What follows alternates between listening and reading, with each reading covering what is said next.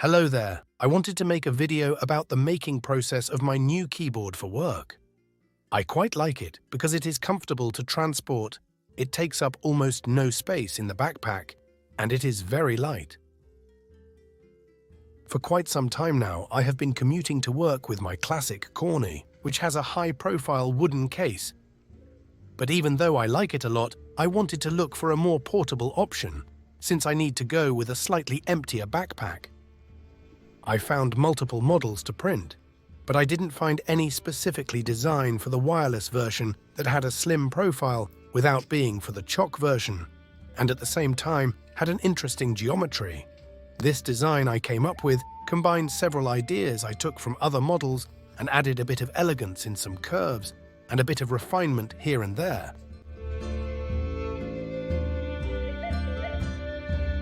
I chose the version for MX type switches instead of the chock version because I didn't really find chock switches that I liked in terms of feel and sound.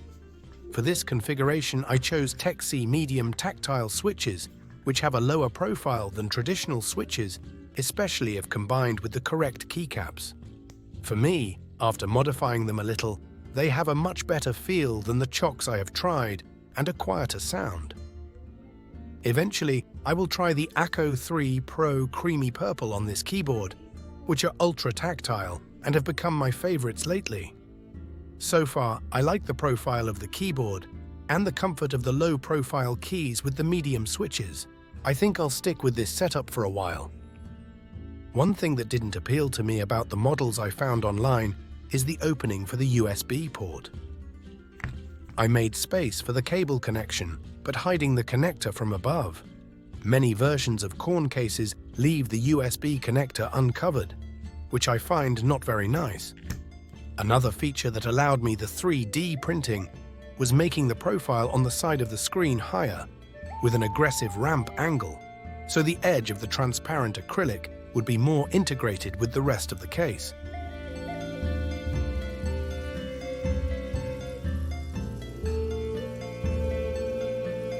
My original idea was to machine an aluminum case. The appeal of that cold and metallic feel is undeniable. Unfortunately, I have to improve a lot with my CNC machine to achieve acceptable finishes in aluminum. In the last few months, I have made some changes to my machine.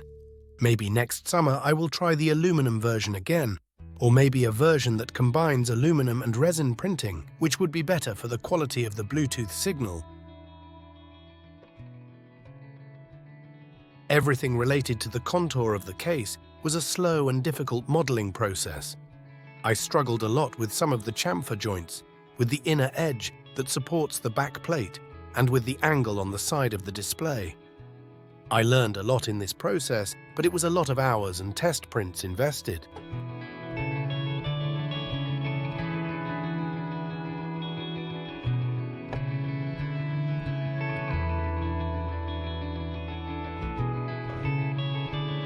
One of the many versions I tried was the full body version, which in one piece includes the back plate. This version, although easier to make, involved a lot of post-processing work, and I really couldn't get a finish that I was satisfied with. After trying different ways to give it a surface finish, I still liked more the raw version, with the surface as it comes out of the printer, so I made a version that did not require post-processing, or at least had the minimum of marks of the printing supports.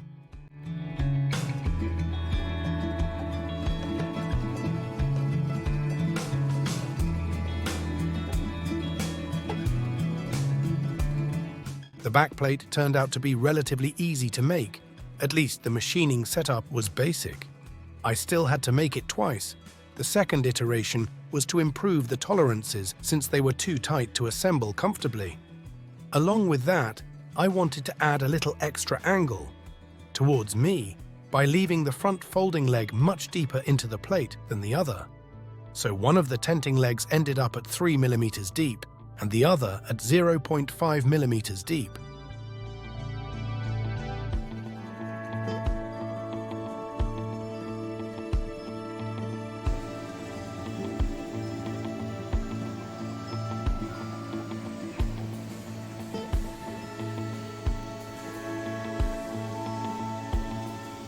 I used the tough version of any cubic resin, hoping that the result would be a little more resistant, especially since I included several sharp edges and some walls are very thin.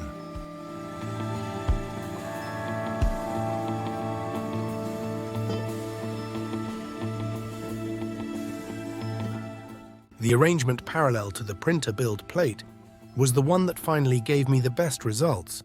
I tried various angles, but always got some deformation in some orientation. In this case, I tried to achieve a tight fit, and any dimensional distortion would be very evident in the result.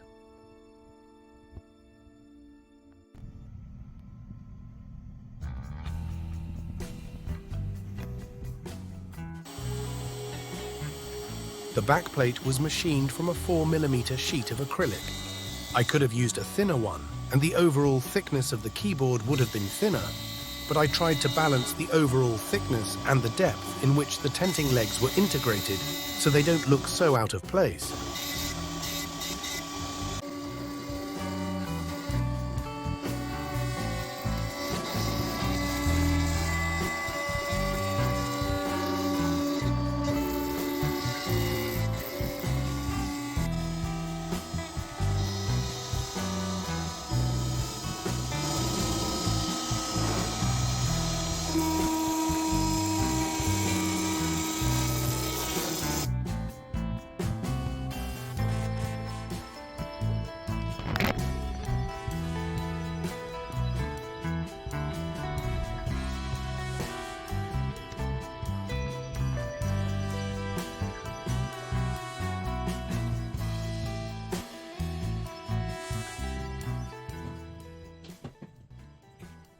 The installation of the back plate on the printed case was done with some persuasion, and later both parts were joined with epoxy glue. The result could have been cleaner with some screws instead of glue, but that would have meant having some thick walls, which would have ruined the overall aesthetic.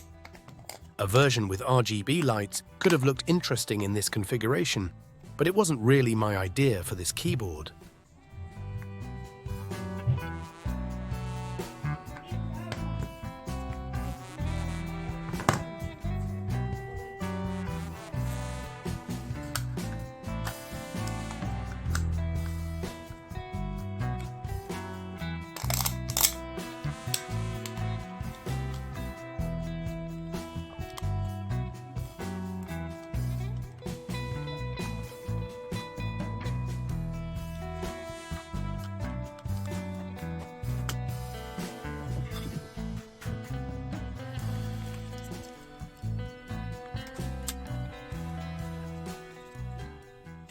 The tenting legs, which can be easily found online, are solid aluminum, feel durable, and match the overall lines of the case.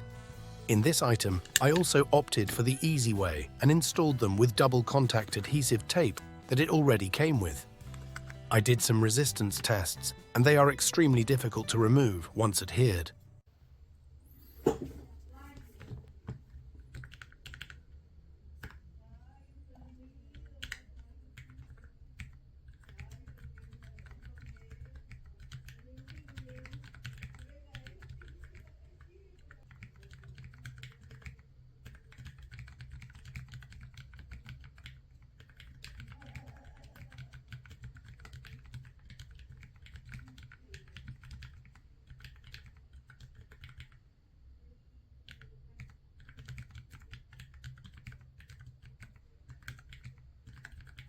Well, that's all for now. Thanks for coming this far. See you next time.